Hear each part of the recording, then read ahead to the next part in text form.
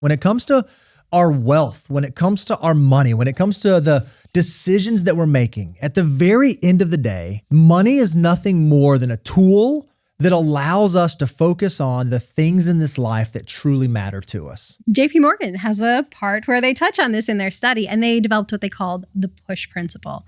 So one, you have to have a purpose. Now, this is for something that they said for retirees, but I think it applies all across life. To everyone. So, yes. So whether you're working years, whether you're retired, you have to have something that you're getting up for in the morning.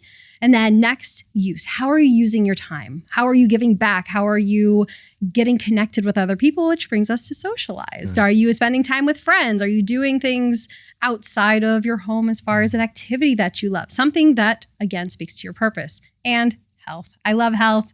I think, Bo, we have that in common. We've had some conversations off camera. But I mean, man, if you don't have your health, I mean, it doesn't matter how much you have in the bank account. It doesn't mean anything. Yeah, I think it's wild. You know, these are great principles for retirees to be successful. But I love how you started. Said, hey, this isn't something you have to wait until you're retired to be able to really focus on these. Because if you can focus on these 4 areas, even in your working years, one of the things that you may find is that while retirement and financial independence is still going to be wonderful and it's still something to aspire to, it does not mean that the life you're living right now in the working years has to be bad. If you can clue in on these, it can be a good thing. I don't think retirement is like an end goal. I just think it's another phase. It's the transition. Yeah. And it's not like, oh, I'm going to restrict myself today to one day be able to take a vacation or one day be able to do these things. You should do these things throughout your course of your entire life. I liked this push principle because, by the way, this is an echo. There's nothing new under the sun. I've read enough content. Jonathan Clements had great research in some of his books about what creates happiness. Because that's ultimately, everybody looks at money, and I think a lot of people falsely think they put a value. If I just could save $3 million, $4 million, I'll be happy with my money. No, that is not the way it works. It actually, you have to pay attention to every one of these concepts because you have to feel purpose or value, give you something for waking up for, and then knowing what you're going to, not getting away from. And that's why I like the use. And then the socialize. If you don't have a group of people that you're kind of socializing, friends, family, that's where the happiness, that's where the fulfillment is. And then what are you doing if you've saved this pot of money and then you're just not healthy enough to even enjoy it? So it's back to that final component of health. Health is wealth. And I'll never forget, I was probably in my 30s at the time, and we were out at a birthday dinner, and we were out with a bunch of couples, and one of the couples is the husband was a good bit older, and he was there, and he was 10, 12 years older than all of us, and he was like, guys, get out there and do the traveling now, because when you get in, you're a little bit older. If you think you're going to hike that mountain when you're 60, it's probably not going to be as easy as it is, as you're thinking it is. So get out there, make sure you're maximizing every decade that you're on this beautiful planet.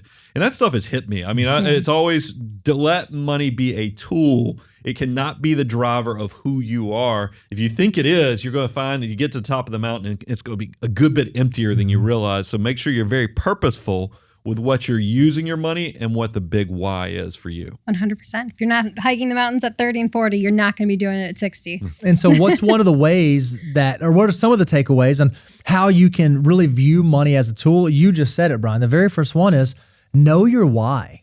Understand who you are and what you value. When it comes to retiring, if you hate warm weather, really don't like sand, and don't like to be in the water, don't assume you need to go buy the beach condo just because that's what the neighbors did or that's what someone in your social group did. Make sure that you understand the financial decisions that you're making, both during your working years and even your retirement years, reflect the things that actually matter to you, not the things that you believe other people are going to perceive as you being successful. Throw the blinders on. Throw the blinders on. That's right. It's another.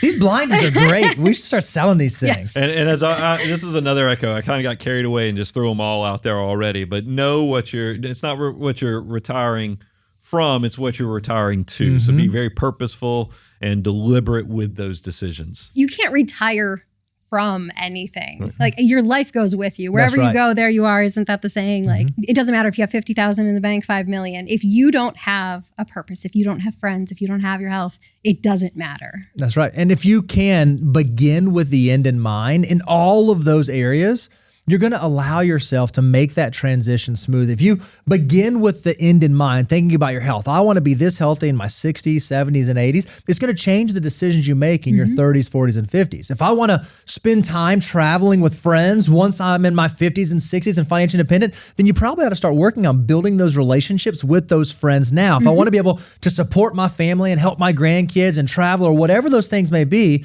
if you understand what that beautiful picture in the future you want to live towards is, it's going to impact the way that you make decisions right now. And we know right now, if we're not thinking about the end, wasting time can be even more expensive than wasting money. And this last one, I feel like it's appropriate for Aaron kind of to close this part out, because we had so many great conversations off camera, and you were sharing kind of you've got a background in nutrition, and I mean, it's kind of crazy. We were like, Aaron is if you want nerdy knowledge, it's like the most interesting woman in the world is what it is. Covered. It's not only finance, there's a lot of health stuff there as well, but we know that health is wealth. To me, I had a big health scare when I was 17. When I was 18, I had a brain tumor. I was paralyzed on the right side of my body, and it took months and years to get back from it. But I don't think you know until you're in those moments how precious your health is. And it's kind of a little bit of a kicker. It left me with the side effect of epilepsy. Okay. And I have about one seizure a month. And when those seizures happen, I get my reminder that it does not matter. Like if I don't have friends, if I don't have like a rock solid group to lean on, if I don't have my health, none of it matters. What's it all for? And it all compounds. You were saying like foster those friendships now, foster your health now, do everything now, whether you're 20, 30, 40, don't wait until you're 60.